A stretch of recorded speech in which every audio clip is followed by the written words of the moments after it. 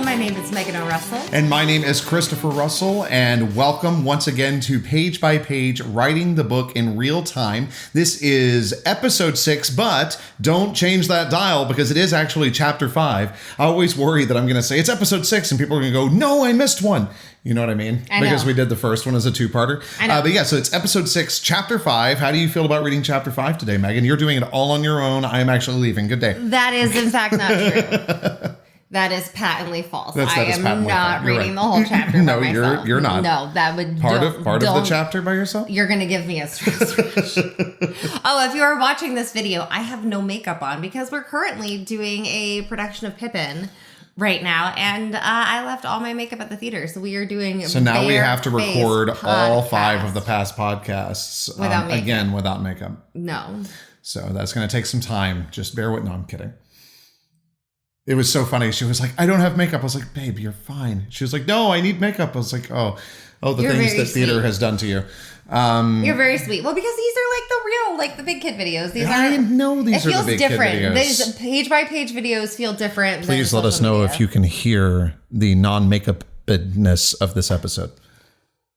I think I just heard your eyes rolling at me. I did. I was making fun of you, in fact. So before we get into it today, because I'm very excited about this chapter, I want to introduce the beer of the week, which is once again served in our Golden Monkey glasses. Look, we like them. They're steady. They're stable. They're good for recording. We need page by page podcast glasses. We should do that.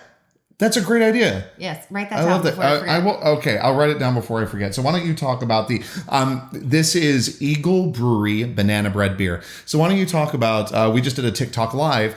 Tell that story again because that's hilarious. So I love banana bread beer. I actually discovered my love for banana bread beer at a restaurant called. Ooh, wait. We can say it on this. We can say it on this yeah. podcast. Yes. It's a restaurant called Better Than Sex. There's one in Key West. There's one in Orlando. Maybe there's some other places. I don't know. I think it comes from like the old, because I'd heard that before, being like, oh, this chocolate cake is better than sex. And that's what the whole idea is. But the restaurant is very dim. It's very cool. Like all the menus are on iPads because it's so dark in there and there's red lights and like this chill music. So naturally me, because I'm always at the exhaustion point, I fall asleep. We've tried it twice. The first time I fell asleep with a fork in my mouth still and almost face planted on the table. So Chris confiscated my fork and I didn't get to finish my cake. And then the second time we went back and I like had coffee before we went. I was so ready. I was going to have hadn't spent all day out in the sun like we had the first time. We had prepared to go to this restaurant because I wanted my banana bread beer and my cake. Well, and because what they do, did you tell what they do with the banana bread beer? They put like they coat it. So, now I'm messing it up. It's white chocolate. It's white chocolate with like toffee. I don't know. You can find it on the Better Than Sex website. Good. But it's so good. But once again, I fell asleep in the restaurant. So I did not, in fact, get to finish my banana bread beer. So now banana bread beer always feels like a real treat. So yeah, and it's great. It's great. It's a nice low ABV treat. I really enjoy it quite a bit. And it really does taste like banana bread. It really does. Fascinating. Now, something that I wanted to hit that you had put into the talking points, and I had actually already written this down. I want to hit before this starts because otherwise I feel like people are going to get to this point in the podcast and go, huh? So we had received word from one of our listeners. It was Brittany who said this, right? It was like, I was kind of confused at first. No, that was Alan. Oh, it was Alan. Oh, I'm so sorry. Hi, Alan. My apologies. I thought I was Brittany. I'll do the talking. So because the first time that we switched from Ella's perspective to the Watcher's perspective, and I think that was in chapter 3. Yes, it was. In chapter 3 because when it's written in a book, we usually have something that's the equivalent of an asterisk. That is the chapter break. So like we're switching in time. We're switching. We can make them fancy and probably make it like the aitherion symbol and stuff. We can make it like a squiggle. Yes, we can totally do cool things. But anyway, we'll get to do that on the Kickstarter, which the Kickstarter page is up, so you can check that out. Sketchbook of Wayward Seer is on Kickstarter. Yes, it is. Just a intro page, but it's there. Yeah. But because we wanted to have a way to distinguish when we're switching that POV that's not visual, we knew we needed a sound cue. And so I was talking to Alan, who has been helping us with figuring details out of this. And, that's her literary manager. And last time we went asterisk. He's like, oh, yeah, you're going to need something so that people know. And so we decided rather than going asterisk, because that would get first of all, it's hard to say. Second of all, it'll get old really fast. Yeah, I want you to do it now. There's going to be a sound cue to replace I can't say. Asterisk. Anyways, that is going to sound like, it's not been written yet. But when it goes in, it'll sound like this. Oh, that's nice. It is beautiful.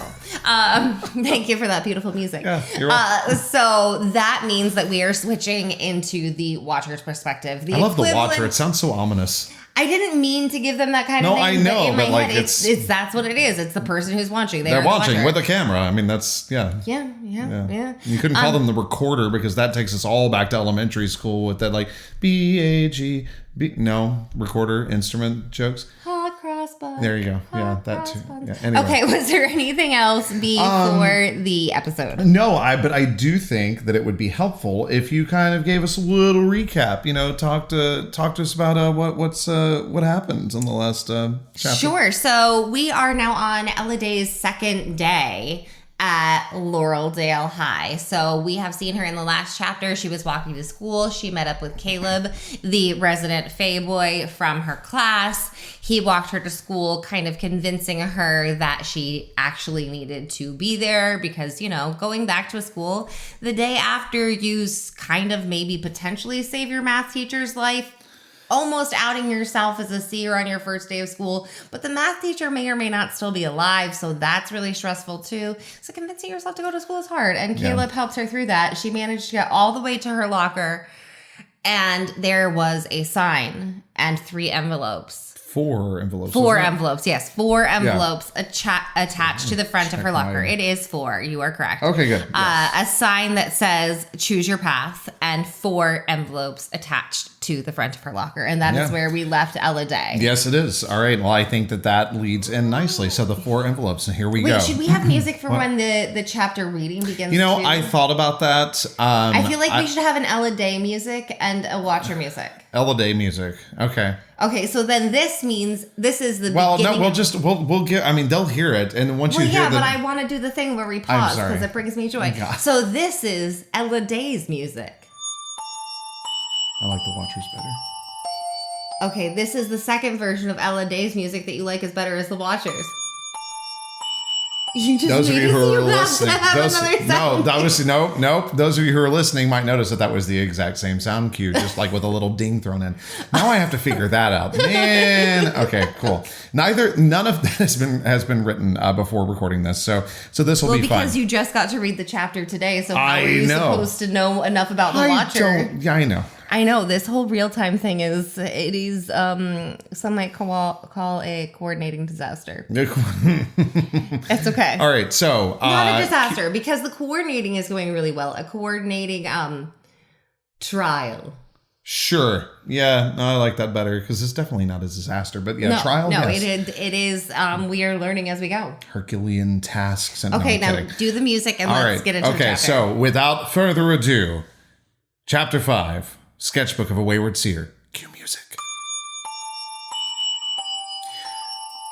Spirit, wisdom, kindness, creation. The 4 less than threatening words marked the 4 envelopes on my locker. Choose your path. I studied the handwriting on the black sign at the top of the display, forcing the majority of my brain, which desperately wanted to panic, to focus on the loops in the lettering, while the sliver of my mind still capable of reason triaged the list of possible threats. Reapers. Unlikely. Not their style. Too cutesy. Too public. Hunters. Possible. Meant to cause confusion. Just dumb enough to be something the murdering assholes would try. Mystery aitherion. Unlikely. Too blatant a threat to make on Kate Blackwood's ward. Too human a stunt to be a prank from a supernatural student. Local hazing. Probable. Human location, human elements. You're here! The very human Paige squealed as she ran toward me. Welcome wagon. Highly probable. Inconvenient. Exhausting. I wasn't sure if you were going to make it in today. Paige stopped right beside me, beaming at me like I'd promised her a puppy rather than managed to drag my ass to school. I'm so glad you're here. Definitely a welcome wagon. Before you choose your path, are you someone who likes surprises or no? Paige said. An overly enthusiastic welcome wagon. I'm not sure how to answer that. I dragged out the words a little too much, scanning the hall, hoping Caleb might emerge from the horde to rescue me. Aiming for gobshite, are we? Gran's laughter-wobbled whisper echoed from the dangerous part of my brain. A sudden need to rip my chest open just to see the hollow place grief had carved seized my whole being. All good surprises with no jump scares involved. Paige swiped her finger across her heart. Breathe, Ella. Take the easy route to social normality, Ella. Not even anyone popping out to shout, "Surprise!" Paige said. Sounds great. I think I managed to smile. Perfect! Somehow Paige's grin got even bigger. You'll have a chance to explore each of the 4 paths through Laureldale High. Depending on what order you open each envelope, a different journey will unfold. I'm sorry, what? Geek speak for prepare for the most badass and inclusive welcome to school any year's community captain has ever achieved. Paige leaned closer to me, her smile dimming a little and her brow furrowing. Not like her joy had drained away, more like she'd practiced the perfect expression of cheerful yet empathetic in the mirror. If this is too much, I get it. Jason said you wanted to be treated like a normal new student, so I convinced Principal Harrison to let me give you the complete experience. But Laureldale traditions can be a lot to outsiders. I have a less intense plan B ready to go and won't be at all offended if that would be a better fit for you. Jason Massive Blonde Jason? I asked. Yeah. The rest of Paige's smile flickered away. He told you what I said. Just that my overwhelming greeting would be better than the China doll treatment we gave you yesterday, but if he misread things or I'm being too much, please tell me. We don't even have to go with Plan B. I have backups all the way down to Plan E. The way her words sped up, like she was racing to stop some terrible doom, tripped their meaning through my mind, leaving me scrambling to catch up. It's just, this is genuinely Laureldale normal. Okay, so none of the other community captains bothered to put in this much. Jason told you I wanted to be treated like a normal person. I finally managed to formulate the thought. Paige winced. Please don't be mad. I peeled the envelope marked kindness off the front of my locker, choosing it purely based on the satisfying shimmer of its red sparkly paper. Should I open it? If you don't want to... Jason didn't misread anything. I flipped over the envelope. Beneath the thin strip of double-sided tape that had stuck it to my locker, a proper wax seal with a ram's head emblem held the envelope's flap shut. I loosened the edge of the seal, glancing to Paige, giving her a chance to stop me before peeling up the rest of the wax. Are you really going to go with Plan A? Excitement raised the pitch of Paige's voice. Should I doubt my choice? I pulled the note card of parchment-like paper from the envelope. With the pride of a lion and the heart of a ram, welcome to the Laureldale fam. I didn't write this card. Paige's smile tightened. Not that this one isn't great. Kindness first is always key, so now you'll spend a day with me. Wear the button. Button? I looked to Paige. Princess Pass. Paige pulled a little velvet bag from her back pocket. The Kindness Path ambassador has been granted priority by Harrison. The button's a fancy hall pass. Great. I looked back down to the last bit of text on the paper. Wear the button and be prepared. Kindness can catch you unaware. Is it supposed to sound a little like a threat? I asked. My editing suggestions weren't welcome. Paige held out a button with black rhinestones around the edges and a golden silhouette of a ram in the center. But the card part isn't what really matters. I tucked the card back into the envelope and took the button. I swear Paige gave a little shiver of excitement as I positioned the Princess Pass on my shirt. This is going to be great. All you have to do is head to homeroom and I'll get your first path choice to the team. Team? I glanced up, wincing as I stabbed my finger with the pen. One ambassador for each path. It sounds way more complicated than it is. Paige flapped her hand at me. Just remember to keep the pin on and get ready for fun. Great. I opened my locker, keeping my slightly bleeding finger away from the metal. What time should I open the next envelope? Top of the day tomorrow. Tomorrow? I swung my pack into my locker with too much force, knocking over the 2 books I'd left overnight. 1 a day for 4 days. Paige fucking radiated joy. By the end of the week, you're going to feel like you've been in Laureldale all your life. An oozing sense of dread sank in my stomach. I smiled as I swallowed the sour in my mouth. Wow, that's involved, was the best I could manage while still keeping something I hoped resembled excitement in my eyes. Everything is already cleared with Principal Harrison and Miss Blackwood. Kate knows about this? I tightened my hold on the envelope, wrinkling the sparkly paper. Oh, for sure. Paige either didn't notice how tight my jaw clenched as I pulled out the books I needed for the start of the day, or didn't care that Kate's name suddenly getting slammed into the middle of this small-town tradition hell shook my lungs hard enough to make me forget what normal breathing was supposed to feel like. She's fine with us commandeering all your time during and after school, Paige said, and she has my number as an extra contact if she needs to get a hold of you. Because Kate is my guardian.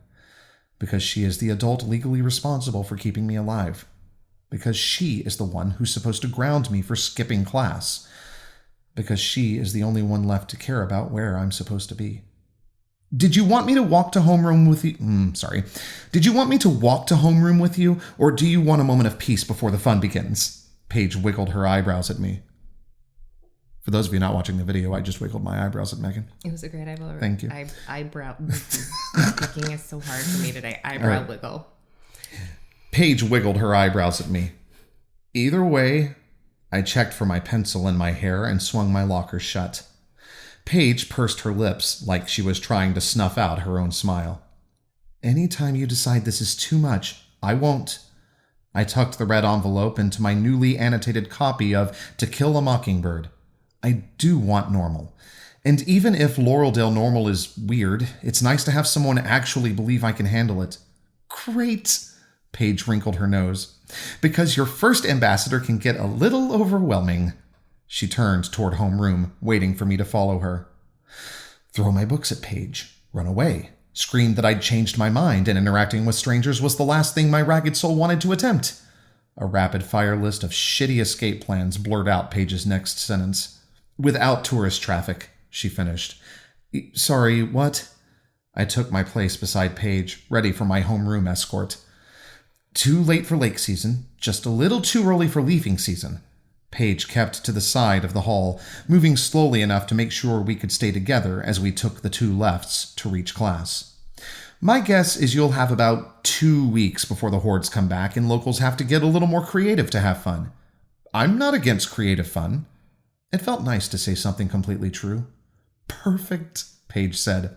We're at the beginning of planning season for the first Frost Ball and the Widow's Run, so you're going to have plenty of opportunities to participate in Laureldale traditions before getting swamped with the local expectations for holiday cheer. Why does that sound ominous? That's not a word. Why does that sound ominous? Stop it. No, the funny thing is, I feel like since we've been doing Pippin, and I've been like working so hard on my diction on stage, it's like my brain, I'm not on stage and my brain's like, wood's too hot. Must mush mouth. I love that you go back to like caveman speak. Wood's hard. Wood's hard, mush mouth. No, I feel Why does sound ominous? Because I feel, no, it's more like how I talk for a kitten. Woods is hard. I need food. Like I sound like the voice I give our cat. Okay. I guess that's true. I have not heard an actual caveman speak, but I have heard you talk to our cats. Why does that sound omnibus? Omnibus. That's what I was doing. Yeah. That's hilarious. Okay, great. Why does that sound omnibus? Thank you.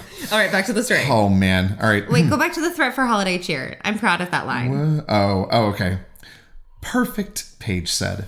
We're at the beginning of planning season for the first Frost Ball and the Widow's Run, so you're going to have plenty of opportunities to participate in Laureldale traditions before getting swamped with the local expectations for holiday cheer. Why does that sound ominous? Because I pride myself on honesty. Do not interrupt me, I am reading. Sorry. Paige stopped, letting a cluster of students enter the classroom before us. I plastered myself against the wall a moment too late. A boy's arm brushed against mine.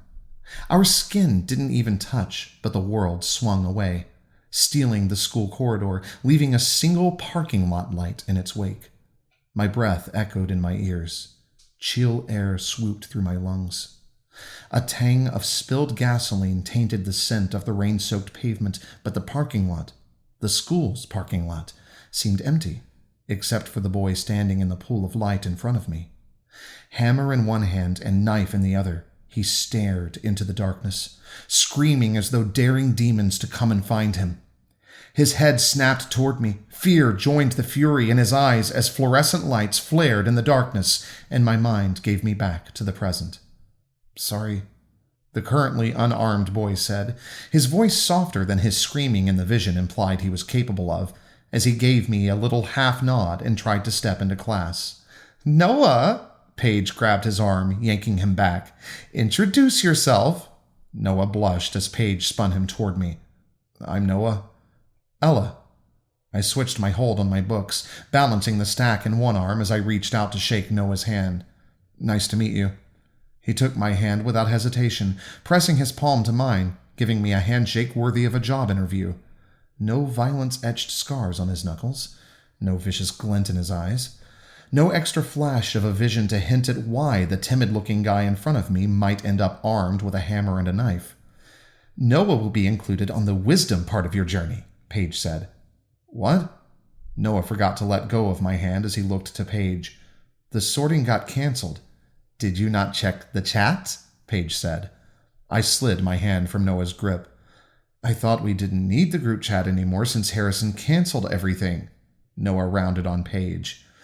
Both Noah's shirt and pants were made of light enough material I would have noticed their color if he'd been wearing the same outfit in the parking lot. "Well, now everything is back on, but she picked kindness first," Paige said. "You're off the hook today, but you had better start checking the chat again before someone begins to doubt your enthusiasm." Noah rolled his eyes.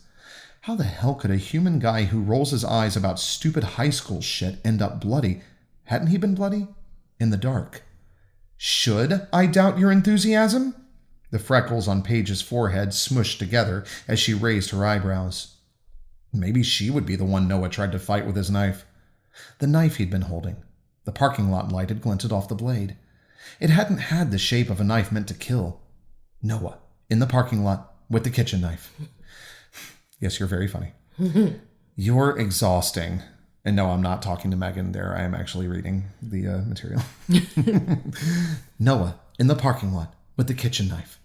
"You're exhausting." Noah turned away from Paige in a very, "I don't think you're someone I should worry about knifing me in the back" kind of way, and headed into class like he knew the bell would ring the second he stepped through the door. Noah's flighty and a pain in the ass if you need him to get anything done on time. I'd add a compliment to the end of that, but I can't think of one at the moment. Paige shooed me into class before her. Sorry, pause. I love Paige so much. I understand why she's getting, as you said in the previous episode, more Paige time. She's awesome. Everyone went quiet as I stepped into homeroom. It only lasted 2 heartbeats before a trio in the back of the class started whispering to each other. "Why didn't I know about this?" Paige muttered as she bustled past me, heading to the seat in the 3rd row I'd used the day before. Gold fabric had been draped across the desk like a tablecloth. A crescent of golden stars on sparkling white found a typo. A crescent of golden stars on sparkling white sticks decorated the back of the chair, making the seat into something uncomfortably close to a throne. 2 things had been left on the desk for me, and since Paige snatched one away before I could really see it, I assumed the gold and white card was part of her totally normal welcome to Laureldale sorting path of fun surprises only. "Paige, what are you doing?" Mrs. Parker asked. I cut through the students, keeping my gaze fixed on the card still on my desk. "I lost sleep making this happen," Paige said. "I'm sorry, Mrs. Parker, but she needs to get the full effect before I allow any deviation from the color scheme." I sank into my seat, lifting the card to set my books down on my desk. "Just give it like 30 seconds, Paige whispered. "Please, Mrs. Parker." The best of. The lettering of the 3 words on the front of the card matched the calligraphy on the sign and envelopes on my locker, but a mash of different writing had been crammed inside. "Marcy gives extra fries at lunch" had been crammed into the top left corner, right above "Drama club parties are always the best." "North side of Falls Lake has the best swimming." Principal Harrison can be bought with chocolate. Do not skip the first frostball. Bits of advice wrapped around compliment-veiled warnings of teachers, food, and guys to avoid. In a few places, someone, probably Paige, had whited out the original writing, making the ink of the new words uneven. The bit of my mind that found paranoia comforting wondered what had been banished from the best of list. Paige, Mrs. Parker warned. Fine. Paige slid a stuffed ram wearing a red cape onto my desk. A little pink and white heart had been hand-embroidered below the perfectly stitched letters LHS Hero. The maker had even taken the time to add a little snap at the neck of the ram's cape, rather than just tying it with a string. I bit the inside of my bottom lip. The taste of my own blood kept the heat of tears from pushing into my eyes, as the mere thought of a living person putting that kind of care into something meant for me pinched the front of my throat shut. You didn't meet Mr. Carver, until yesterday. Mrs. Parker didn't seem to mind the tears streaming down her cheeks.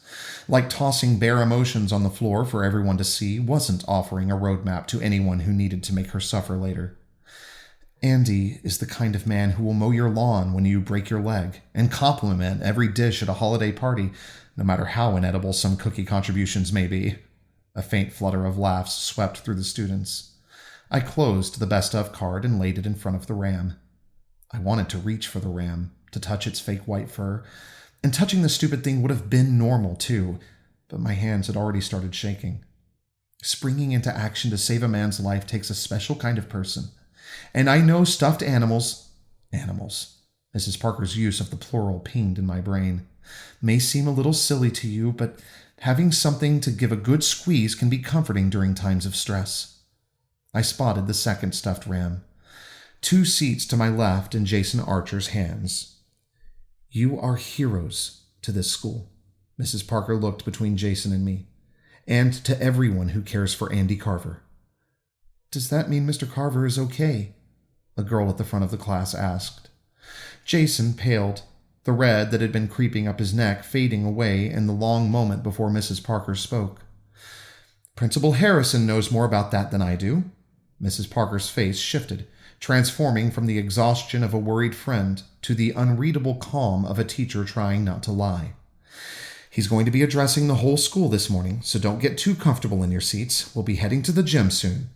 What? Paige said. Nobody told me this. Mrs. Parker ignored Paige. You'll be going straight from the assembly to your next class, so keep all your things with you. I wouldn't have attached the decorations to her desk if I'd known we weren't staying in here for more than 2 minutes, Paige said. The speaker on the wall beeped. Good morning, students. Mrs. Kowalski's voice filled the school. Can you at least set the throne aside so no one ruins it before tomorrow? Paige whispered over the announcement. Please? Shh. A special assembly will be held in the... I spent an hour making sure the back of the chair looked right. Paige gave up on whispering to speak over Mrs. Kowalski's voice. Should the fact that Ella's a hero deprive her of her welcome throne? Oh, for fuck's sake. The muttered words caught my ear. I glanced toward the sound. Haley, let me say shitty things in the hallway loudly enough to get Principal Harrison's attention, Haley, glared at Paige with judgment-laced boredom. Fine, Mrs. Parker said. I turned my back to Haley, twisting a little extra in my seat, making sure Haley couldn't mistake the motion for a simple shift in my attention. Set the desk in the corner, and I'll figure out what to do with it for the rest of the day. Mrs. Parker waved for the students to line up by the door, even before Mrs. Kowalski announced ours as the first class to be funneled into the gym. I slid the best of card into To Kill a Mockingbird with the red envelope and gathered my books in my arms. I started to tuck the stuffed ram on top of the pile, but I couldn't make myself smush his face. There was something in his little plastic eyes, like he knew there wouldn't be any other stuffed animals waiting for him at Kate's, and he'd already resigned himself to a life of isolation. This is fine. Paige planted herself beside my desk, the welcome wagon smile back in place, the tension around her eyes making the expression more menacing than inviting. A little timing blip is nothing to stress about. No worries. She stared at me for a second, but she, unlike the ram, expected me to speak. Single file and keep it down. Mrs. Parker led the first of the students out into the hall. Paige ran my desk to safety, then herded me into line in front of her, screwing my chances... Yeah, that was correct, sorry. Paige ran my desk to safety, then herded me into line in front of her, screwing my chances of slipping away unnoticed, keeping me trapped when hiding in a corner even just for a second so I could get my shit together might have stopped the pounding in my throat. I just lost the thread. I am so sorry. Give me 1 second, please. Let's try this again. No, we're not going to cut this.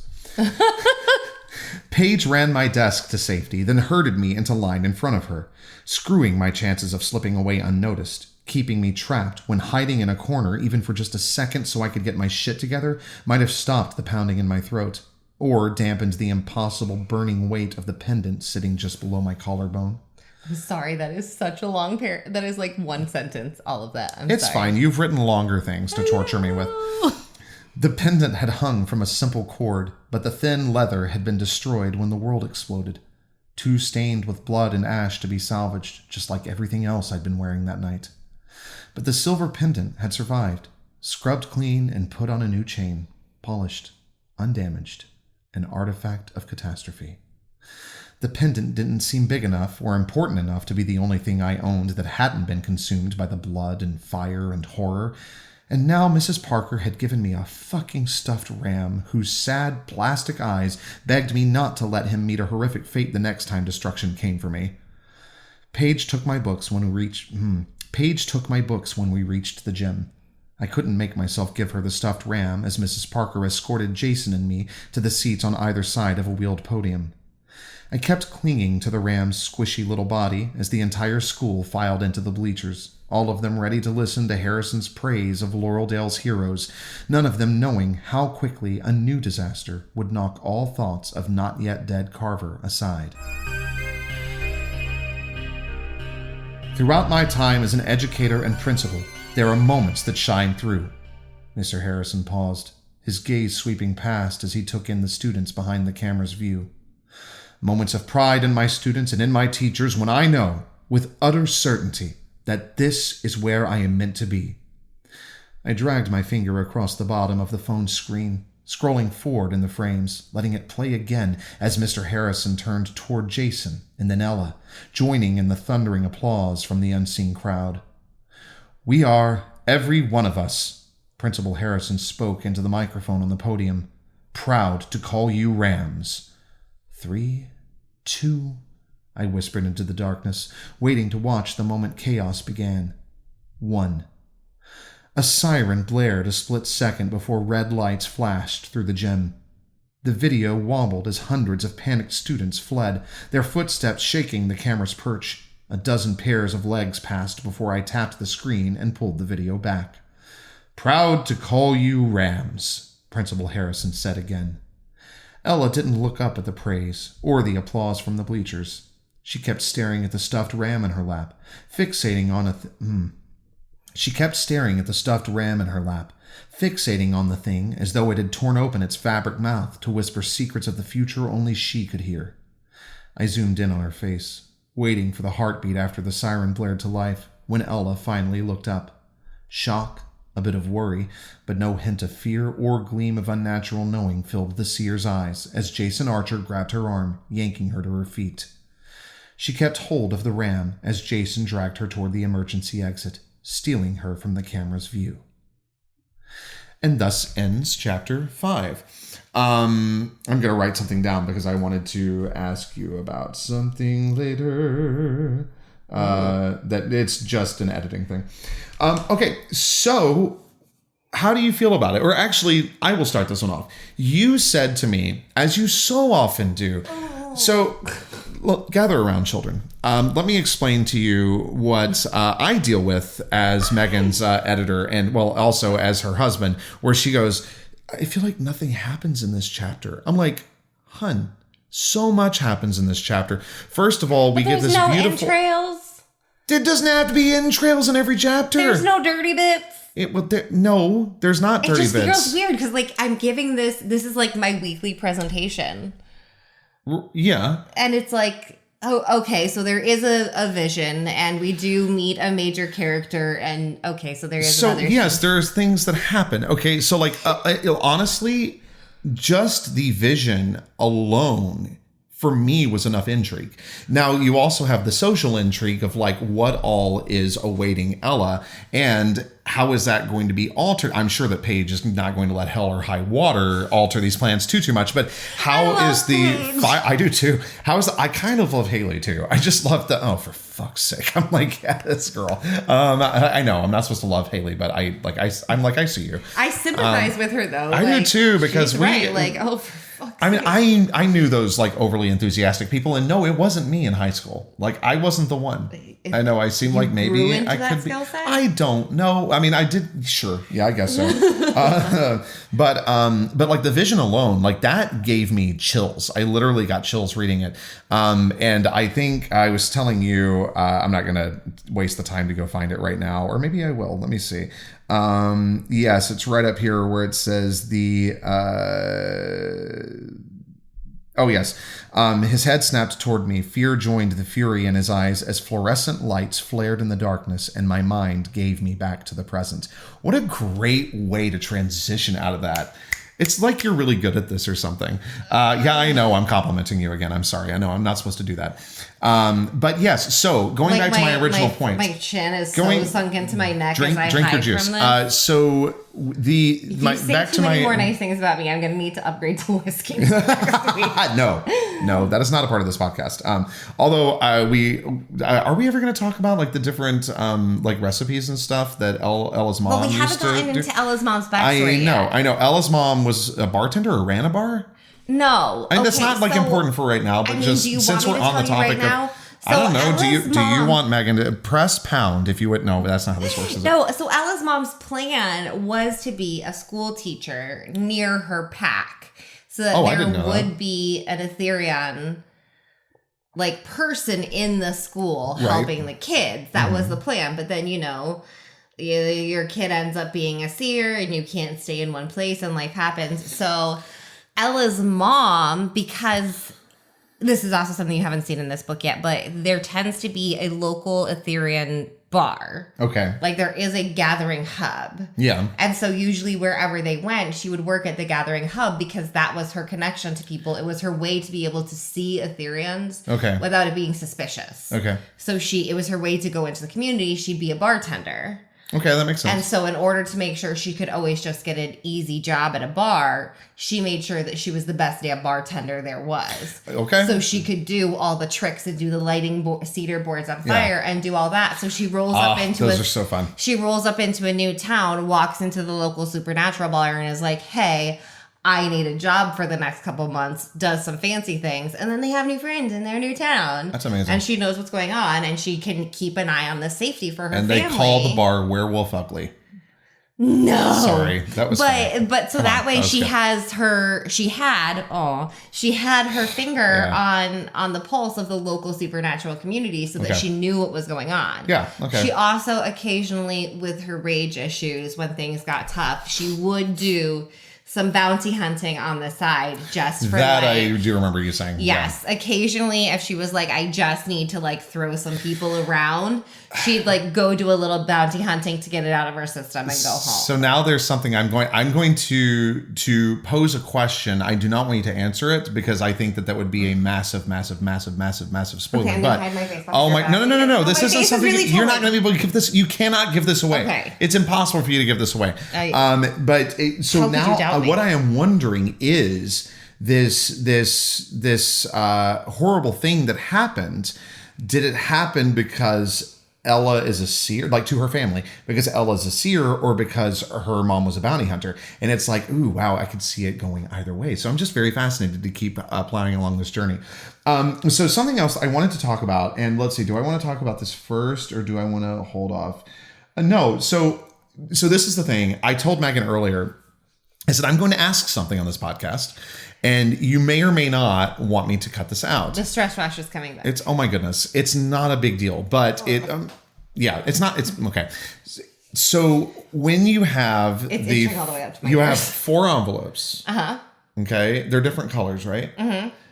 They refer to it as the sorting. Mm-hmm. So it is impossible to not draw parallels between that and the sorting ceremony at Hogwarts. Oh, for sure.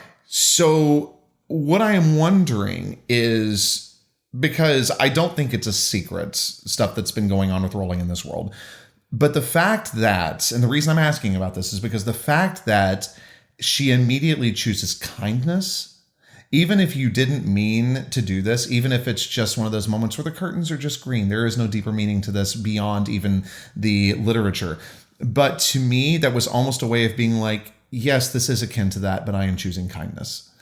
And that is all. If I need to cut this, that is fine. But I really think that... I think it's interesting. I saw that and I went, I don't know if there is a deeper meaning in this that you weren't even aware of. No. Okay, so... We live in Orlando, so we are surrounded by Harry Potter all the time. Constantly. Like, it's everywhere. A way of life. That's just... It's... Yeah, that's what it is. But anyway, sorry. Yeah. But... So no, kindness was not for that reason. Okay. But there is a reason that there's no, like...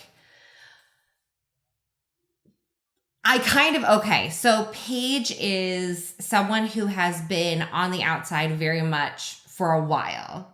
She has been the outsider. She has been left out. And instead of going into her little shell and like hiding from the fact that she was made the outsider, she has taken over and no one is going to be the outsider. And that is how it is. Okay.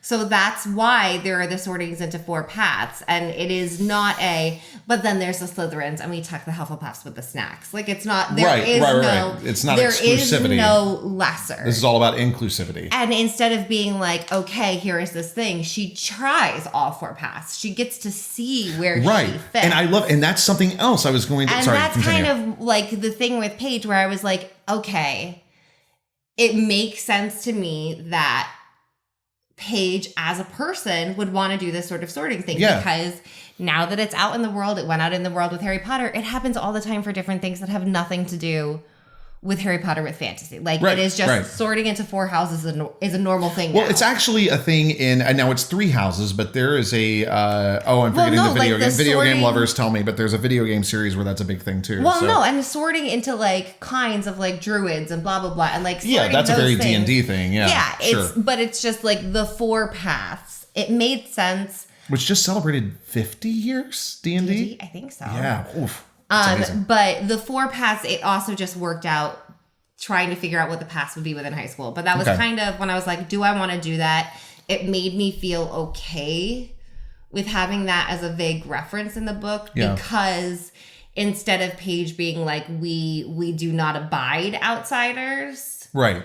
Hers is, no, we don't abide outsiders. Because you're inside no matter what. Yeah. So we will find you a place and you are going to be loved. Damn it. Well, and something that I love about this, and tell me if I'm misreading this, but is another comparison I'm going to draw and contrast with Hogwarts, is that here, like, yes, there is the whole thing that is canon that is like, the sorting hat will take your choice into consideration. However, she literally gets to choose her path fully. Well, what it is, and it's not really a spoiler because we now know what the paths are, is that it is literally you have an ambassador who is leading you on if you choose this path, this is how you're going to experience this school. Right. These are your options, these are your opportunities, these are the faces you're going to see. Like, this is the shit we're going to drag you into. If you choose this path, so that it's not just a like, you're brave. It's like, you're right. Okay, like you are going to get up at 6 a.m. every day. We are cleaning things by the side of the road. We happen to find a dead body. We call the cops. It's fine. Keep cleaning the rest of the ditch. Move on down. So it's like, what kind of experience do you want here? Okay. And not that all experiences are going to be rosy and positive, but like it is her choice of, well, she is going to be included whether she likes it or not. But it is her choice to figure out where in this bubble she wants to be. And to Ella, especially because she's had to run for so long, then to have someone be like, you're going to fit in. Yeah. And you have a choice. Yeah. Is like so big to Ella. So it would be big to anybody. Like I just was thinking about this as you were talking, and I was like, when I got to high school, by the time I got to high school, I was actually somewhat comfortable with who I was. And I was starting to be a little bit more popular. But even still, I did not know where I fit.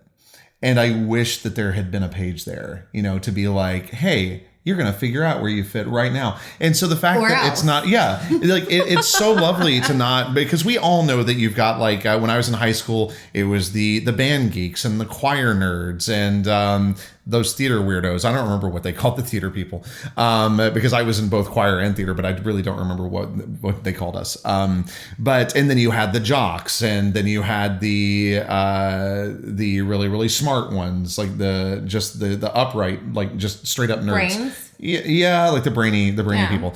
And it's not like there wasn't crossover, but we knew that there were those sects. So it's so cool to like see it just be like, yep, this is what it is, and go. Yeah. And like, not that there aren't also like subsets within those four. No, but like, well, you can't be cool. Like, here are the 22 subsets of people in the grade. Right. We're going to take the next one. But being like, there are 4 generic things, and within that, we will find where you go. Yeah. Okay. So thank you for taking the time to answer that. Sure. A couple of things that you wanted to talk about now are working on this cover with your cover artist. Yeah, Kelly. I had in my head the cover for Sketchbook of a Wayward Seer was going to be finished by now. But I'm really horrible at deciding what I want for cover art because my head does not process. We love you, Kel now, right? Kel, yes. My head does not process art in a realistic way. So I'm like, no, all of these things are going to be beautiful. And then I see it and I'm like, ooh. And so there's, my cover artist had some really great ideas for the cover that's going to incorporate the sketches. But then I had a little bit of a meltdown looking at them because then I had to do deciding. So then I hid it on my computer for a full 10 days. So I didn't have to look at it. And then the brain injury made me forget that I had hidden it on my computer until I found it on my computer because the email will remind you eventually. Yeah. And then I stared at it again, had another freak out, and then emailed my cover artist back. But there is a cover. And I'm really excited about it because there's this symbol that goes with the werewolf pack that Ella's family was a part of, and getting to have that. And then the other sketches that have been incorporated in the Substack so far and in other places, and then are going to be in the Kickstarter. And then this cover is going to be in the thing for, like, that's going to be the cover for my first Kickstarter. Yeah. So the cover feels like a really big deal. It is a big deal. And like, especially since this is kind of a bit of a blendy genre because it is paranormal, but it is mystery. And like, there is a paranormal mystery genre, but this isn't really a paranormal mystery. You know what I mean? Like what are you trying to do? I'm trying. Are you gonna... What? It's not as blendy as this. No, it is not as blendy I'm like, you're like, it's blendy. I'm like... Yeah, but the thing is, if you go into like full mystery mode, then it doesn't give paranormal vibes. But if you give like mystery and paranormal, then maybe it's too dark because it has like a lighthearted feel to the book. Well, yeah. So it's one of those, like, finding the right vibe feels like a lot of pressure. But we are working with a cover artist. There is a cover coming, and I'm so excited to share it with you because it's going to be amazing. It's just, there's tweaking going on because I hide things when I am nervous about looking at them, apparently, and then I forget they're there. Kel was like, hey, did you get this email? We're like, yes, I'm so sorry. Yes, and I hid it because it made me anxious. We love you. And then I forgot that I hid it because that's who I am as a person. Well, it's okay. Okay, so other things. And I actually wanted to talk about this too, so I'm glad that this was in your notes. Yes, I know, and I'm letting her have notes. I said I wasn't going to do that. Well, no, it's as I've been putting in the Scrivener and as I've been writing, I've just like, kind of these been are like, decent talking points. I'm like, oh, this could be a cool thing. And the thing is, this is because I didn't know what a Reaper was. It made me think of, what are they in Firefly, Reavers? And I was like, oh, no. We do not want them. They are horrible. Yes. But so what is a Reaper? Does this have something to do with the Grim Reaper that you talked about? Because she said, oh, okay. So he's not like the Master Reaper or the one that's just like really depressed all the time and that's why he's grim, or I'm sorry. What? You confused me. Me too. Go ahead. So Reapers and Hunters have not been explained yet. No, but we know that they're a thing. They exist in the world. Right. And I kind of argued with myself over whether or not I was going to drop the names now, since now isn't the time to explain who the two groups are. Sure. But because realistically, if Ella's running down a list of what could be trying to kill me in this moment in order of how quick can I get dead from this, then it's going to go, Reaper's going to get me dead the fastest, then it's going to be Hunters. Okay, then we're worried about other Aetherions. Okay. So that's the way that the list would stack. Right. So I couldn't really leave out those things unless it's like, is it those really good killers that come on behalf of the supernatural community? Or is it those quasi-good killers that don't come on? Like, you know what I mean? Like, I just had to use the terms. And I know that it's going to ping in some people's brains as like, wait a second, I don't know this. But the nice thing is that Reaper and Hunter, they both sound deadly. And they're both, it's not like aitherion where you're like, wait a second, what is this word? Like, yes, it has been used in other places, but you're like, it doesn't have a connotation. But Reaper, you're like, that's going to go badly. Hunter, also blood. Yeah. And then we can move on to the comedy. But yes, so both of them are people who, get stabby. Yeah. And it occurred to me as we were talking, about all of these things and just all of the conversations that we've had about the world building and the behind the scenes stuff about what you are doing on Substack now, because you are almost, because it is now our podcast platform. It is one of the 2 places we're posting the chapters, and it's also now acting as a blog. Because there's so much world building that goes into stories like this, more into Ilbrea. Like, Ilbrea is massive. Yes. There are 9 books in that world, and there's so much more to do, and there's so much world building that I don't know if we talked about this, and I wanted to bring this up, so I'm going to very rudely interrupt you again. I apologize. But there is...